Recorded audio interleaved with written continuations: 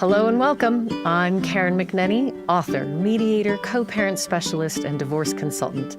And this is The Good Divorce Show, where we don't just talk about how to get divorced, but how to be divorced. Whether you're considering divorce, in the middle of it, or navigating life after, you're in the right place. And it takes courage to be here. This show exists to bring divorce out of the shadows of shame and into the light of education, and to challenge the idea that divorce must be destructive or adversarial. You're going to hear from professionals and real families sharing honest stories of resilience and repair, proof that divorce can be done differently. Divorce is not a weapon, it's a tool. And when used well, it can be a tool for transformation. Thanks for being here. Let's dive in. Let's talk logistics. Honestly, kids living across two homes is complicated. There's gear and scheduling, and sometimes you get to live in close proximity, but not always. Sometimes you even live across states. Now, fortunately, our family, our two homes were 6 blocks apart. And if possible, I highly recommend trying to stay in the same neighborhood, same school district, within a 15-minute drive. It will just help your life. And no, we don't always get the luxury of being able to do that. But if possible, again, there's going to be stuff that's forgotten. And I encourage you, don't put that on the kids. They didn't choose to live across two homes, and there just is going to be things forgotten. So we have to also support each other as co-parents. Now, a couple of techniques that you might think about using, one of which is what I refer to as the boomerang folder. And it is just exactly what it sounds like. It's a folder with all the papers that come home from school goes inside of that the other parent needs to see. And it goes with the kids to the other house for the parent to go through. It might include the basketball schedule, a permission slip that needs to be signed, the schedule for parent-teacher conferences, homework, papers where the kids got A's on their spelling test and their research paper. It's important for the other parent to get to see that so that they can celebrate the child and also know what's going on academically. That also means if there's papers coming home from school and assignments that have C's or D's, we should want our other co-parent to also see that, because that's probably a conversation that now as co-parents we need to have. So we're keeping each other in the loop that way. And even including artwork, kids, things that they're doing that can go to both homes so that the kids see their creations on the refrigerator of both of their homes, that we are not just lopsided, because the kids don't see this as a mom's house, dad's house world. I mean, that's kind of how it's been framed in the past. I'm really trying to reframe that we are a two-home family, right? And those kids belong in both homes, and that they feel as though their life moves smoothly between the homes, that it's not a brick wall with a moat that comes down and barbed wire and it all opens up when they come through and then shuts so the other co-parent, right? That doesn't work. At the very least, it's a chain link fence, which means information can flow in and out. We can see what's going in and out. And you and your co-parent might have different boundaries around access to the home, picking things up. Some people, it's an open door policy. Come and go. Others, you don't even cross the threshold. You stay at the front door. And it might not be the same. One parent may have a more open door policy and the other one may not. And it could change over time. Just recently, I was here in my home office in the studio working, and I knew that dad was coming over to see my son, who was getting ready to leave on a big trip. And he ended up bringing dinner from their favorite noodle place. And I went downstairs, and both of them were sitting in my kitchen eating and catching up, which was great. I love that our son doesn't have to negotiate the weirdness between their parents of, I don't know, can you bring dinner? Do we got to go back across town to your place? Do we have to sit outside? Everybody knows it's okay.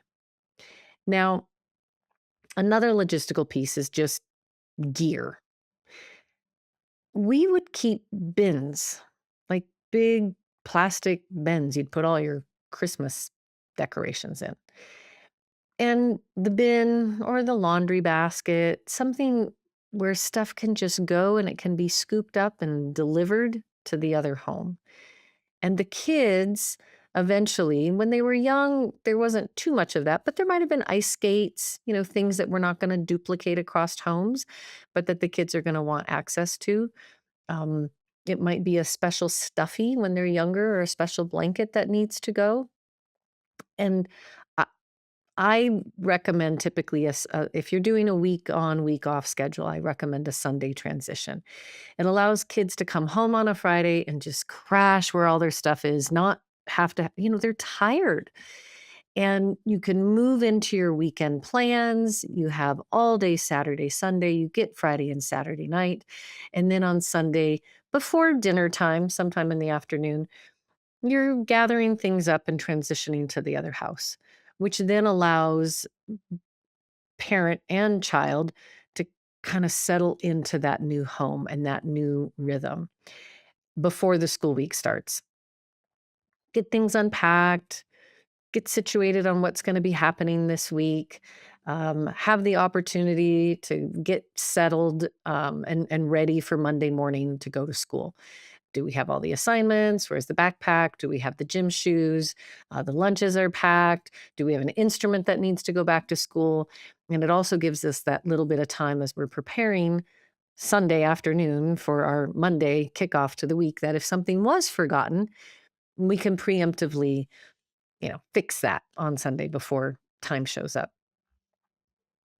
Don't send your kids to school with all their stuff that has to go to the other home. I actually heard a woman tell a story once where her parents and her and her little brother had little roller suitcases that they had to pack up that were going to go with them on the other home on Friday after school or Wednesday after school, whenever it was. And they had to take their little suitcases to school with them and put them in their locker so then they could put them in the other parent's car after school. Can you imagine? And as an adult, she was now telling this story and was equally horrified that her parents would do such a thing. It was embarrassing for her. And let me say, parents, we're doing the best we can. And part of why I started the Good Divorce Show and the Good Divorce Academy, and I wrote the book, The Good Divorce, was so that we can start thinking about educating families of how to do this well. We have books and classes. You're going to become a parent. We even teach people how to drive a car.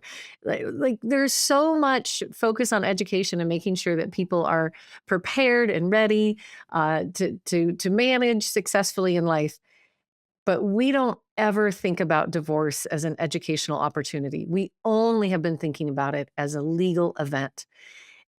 And the legal piece should just be this little tiny nugget in between this much larger family event that's going on, which is why when I work with families, we do family before finances. We write the parenting plan. We move into two homes. We do the communication with the kids in the broader circle. We do so much pre-work in establishing and stabilizing, excuse me, the family long before we start talking about legal separation of assets. Because again, if you start with the money and who's going to get the ugly, what's um, the wagon wheel table? I think that's the reference from When Harry Met Sally, right? Who we're fighting over the wagon wheel table that nobody wanted in the first place. And that energy, that emotional hijacking in our brain around stuff, and so often thinking scarcity and not abundance, that then can start to spill over into our conversation about the kids and that parenting plan, which doesn't do us any good because now suddenly there's a mountain we're going to die on about the kids and time and sharing because of the argument we had over the wagon wheel table. So I like to bring parents together. Really, usually the first thing we do, ideally, is how are we going to talk to our children together. It puts a we and a unification in that relationship to embrace the children, which nobody is ever going to love those children as much as your co-parent, right? That's just the biology of it. So we don't want to destroy that relationship on the way out the door. And logistically, then, that also means as we're writing our schedules, as we're, and not custody schedules, which just sounds like possession, right? Like who's got custody of the kids? Like it's a thing to own. So I like to just think of it as a residential schedule. Where are the children in residence this week, this weekend, et cetera? And that's a big part of the logistics. And the first couple times you start, you know, living inside that residential schedule and creating, a calendar of dividing your kids' time and then being alone, that's all really unsettling. And if you're feeling that, don't worry, you're not alone. But again, if we stabilize the family and the relationship early on in this process, don't leap to the legal. Start with the family. Then by protecting that future relationship, that means that the schedule can be fluid. The schedule can accommodate common sense changes. For instance, Uncle Bob and Aunt Betty are coming to town for 4 days and we haven't seen them for 4 years and they love the kids, but oh, wouldn't you know it, the kids are in residence with the other parent during that time. Now, worst case scenario, other parent says, it's my time. I don't care. I'm the parent. Aunt Bob and Betty, too bad. They could have changed their schedule. Like, well, no, they actually couldn't because la, la, la, la, la, all their reasons. This is when they're going to be in town. Well, in a good divorce, y'all can talk about that and be like, oh, yeah, let's see what we can do. Here's some days. I can change that. Let's move that around a little bit. Wonderful. They get to have special time with Uncle Bob and Aunt Betty. Maybe it's a family wedding or a funeral. And maybe it's a work schedule and suddenly you have to go out of town for a conference. I had one family where that happened. Mom had to go out of town for a conference during her week. And dad had the week before. And now he had the week mom was gone for work. And then, of course, it was the next week, his alternating week, which meant now dad had the kids 3 weeks in a row and mom didn't see them at all. That's ridiculous. And like, well, that's the pattern. Well, that's the routine we have. Well, that's what was set in the calendar. Like, oh my goodness. Are you kidding me? What you should do is split the week before mom, dad, and then dad can have the one between. And then one other when she gets back. Like, look at the calendar and create a balance. And if it isn't exactly 50-50 one month, make up for it the next month. These are the sort of logistics that when you are able to talk about it and to be intentional, not only is it going to make your life better as co-parents, it's going to make life better for your kids. Just loosen your grip a little bit more, and you will indeed have a way of supporting your good divorce.